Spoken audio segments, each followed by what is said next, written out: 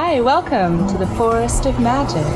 We're here today searching for the wondrous elderflower. Ooh, come join us as we seek and find all around us this abundant plant. Magic, wonder, and healing properties. Join us, let's go. We'll see you there.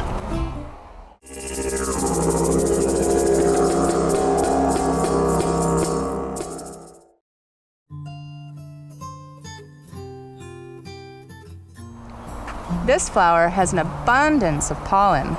And like all pollens, they're full of steroidal building blocks that can help build up our hormone systems and just kind of chock full of nutrients. Some of the best medicine that you can get is just eating pollen in the spring. That elder taste is just wonderful.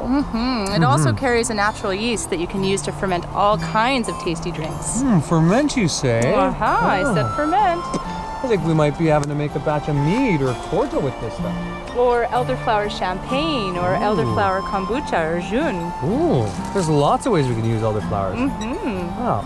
One of my favorites is really to make a simple syrup, and from there we can make a lot of different things with it, where we start off with the elderflowers, we put them into a honey water or a sugar water, and then we add a little bit of a yeast, or we use the yeast that's on it, and we ferment it up. Once we pick these elderflowers, how are we going to use them? Well, my favorite way, being a mother, is that it's very gentle for children's health, especially when they've got a cold or a flu, and especially fever, and they're not feeling so well. So it's a wonderful diaphoretic and diuretic. Diaphoretic means to help you sweat, and diuretic means to help you go pee. So it helps to disperse any kind of bacteria or viral infection that's got a hold of the body. And you can do that through making a tea with the flowers, fresh or dried. Or another way is if you want to use it externally, if your child is extra young and they're not going to be drinking it, then you can sponge bath their body and it will help them sweat to bring down a fever. There you go. And yeah, there are definitely antibacterial and antiviral compounds. In fact, there was a study done in a hospital in Ireland where they put this up against elderflower tea up against antibiotics, and hands down the elderflower was able to help combat the flu and the other bacteria in the hospital much more effectively.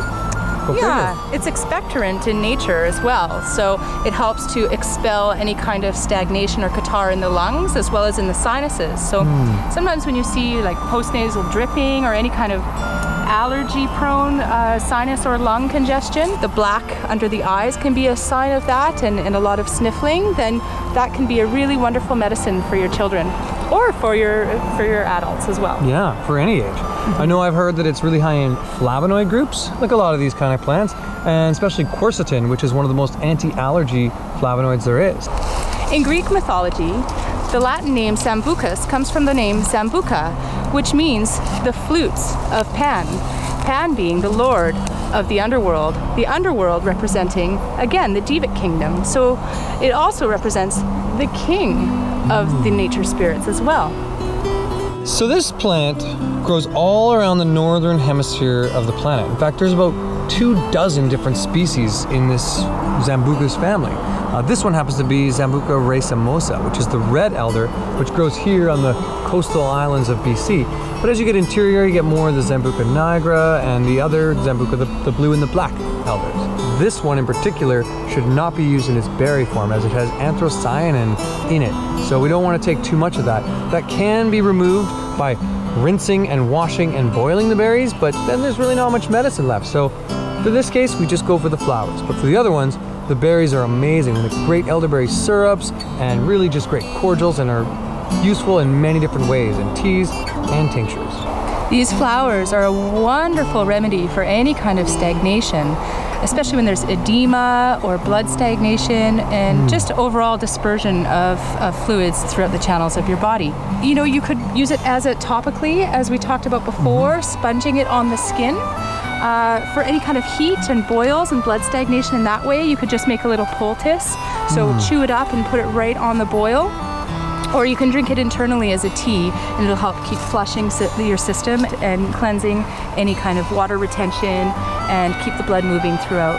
That's kind of how it's got that same properties with the anti-inflammatory and all the cold healing and all these kind of things. It's a very cooling herb energetically, so for any kind of overall heat issues, so bladder infections and heat like that, it can help disperse and cool the kidney channel. Oh, I think I gotta get hot because I'm ready for some elderflowers.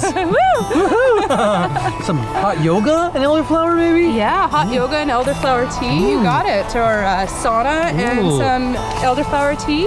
Well, let's go home and have an elderflower date. Okay, let's do it. We'll see you guys later. Bye. Hey friends, thanks for watching our video. If you like this and want to learn more about plants, check out some of our other YouTube videos or check out our webpage at harmonicarts.ca. We'd love to share more with you and hope to see you soon. Ciao for now.